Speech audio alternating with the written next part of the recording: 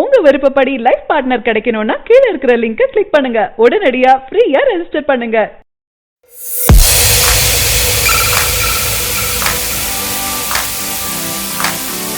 தென்னிந்திய சினிமாவை மிக பிரம்மாண்டமாக எதிர்பார்த்து காத்திருக்கும் படம் தளபதி 63. இந்த படத்தின் நடிகர்கள், செட்கள் என அனைத்தையுமே பிரம்மாண்டமா செஞ்சிட்டு இருக்காரு அட்லி. படத்திற்கு பல தொந்தரவுகள் அடிக்கடி வந்து கொண்டிருந்தாலும் அதை எல்லாம் மீறி படக்குழு கடினமாக உழைத்து கொண்டிருக்காங்க. சென்னையை சுற்றி பல இடங்கள்ல ஷூட்டிங் நடந்துட்டு இருக்கு. தற்போது வரை 65% படப்பிடிப்பு முடிஞ்சிருக்கு. தற்போது மிக பிரம்மாண்டமான கால்பந்து மைதானத்துல கிளைமேக்ஸ் காட்சியை எடுத்துட்டு இருக்காங்க.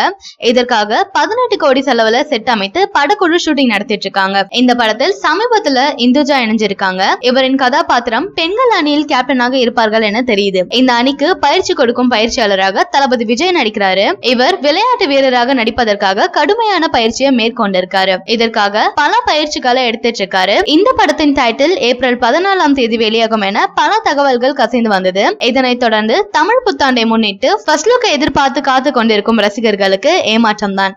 ஆனால் படக்குழு இதுவரை ஃபர்ஸ்ட் லுக் எப்போது என்று அதிகாரப்பூர்வமாக அறிவிக்கல. சமீபத்துல ஃபர்ஸ்ட் லுக் தேதி தளபதி விஜயின் பிறந்த நாள் அன்று வெளியாகும் என்று ஒரு தகவல் வெளிவந்திருக்கு. கடந்த சில வருடங்களாகவே தளபதி விஜயின் பிறந்த நாள் அன்று டைட்டிலையும் ஃபர்ஸ்ட் லுக்கையும் வெளியிட்டு வருவது குறிப்பிடத்தக்கது.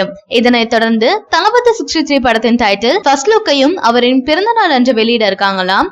அது மட்டும் இல்லாம அன்றைய தினத்தில் மோஷன் போஸ்டர் வெளிவர இருக்காம். அவரின் பிறந்த நாளுக்கு முதல் நாளில் ஃபர்ஸ்ட் லுக்கும் டைட்டிலை வெளியிட்டு பிறகு பிறந்த நாள் அன்று மோஷன் போஸ்டரை வெளியிட படக்குழு திட்டமிட்டிருக்காங்க. தளபதி விஜய் 2 கதாபாத்திரத்துல நடிப்பதாக தகவல் வெளியாகி இருக்கு. அது எந்த அளவுக்கு உண்மை என்பது தெரியல.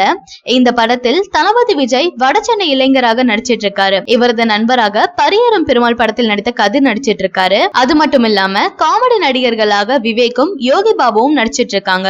பாலிவுட் நடிகர் ஜாக்கி ஷெராப் முக்கிய வில்லனா நடிச்சிட்டு இருக்காரு. படப்பிடிப்பு வெளிநாட்டில் நடக்க திட்டமிட்டிருக்காங்க. இப்போது நடந்து கொண்டிருக்கும் கிளைமேக்ஸ் காட்சியை முடித்துவிட்டு அடுத்து வெளிநாடு செல்ல இருப்பதாக சில தகவல்கள் வெளிவந்திருக்கு. இந்த படத்தில் பல ஸ்பெஷலான விஷயங்களை சேர்த்துட்டு இருக்காரு அட்லி. இந்த படம் முழுக்க முழுக்க கமர்ஷியலாகவும் இந்திய அளவில் பெரிய பாக்ஸ் ஆபீஸ் கலெக்ஷன் பெறும் என்பதுல உறுதியா இருக்காங்க இந்த படத்தின் படக்குழு. மிக விரைவில் அடுத்த கட்ட அதிகாரப்பூர்வ அறிவிப்பு வரும் என எதிர்பார்க்கலாம்.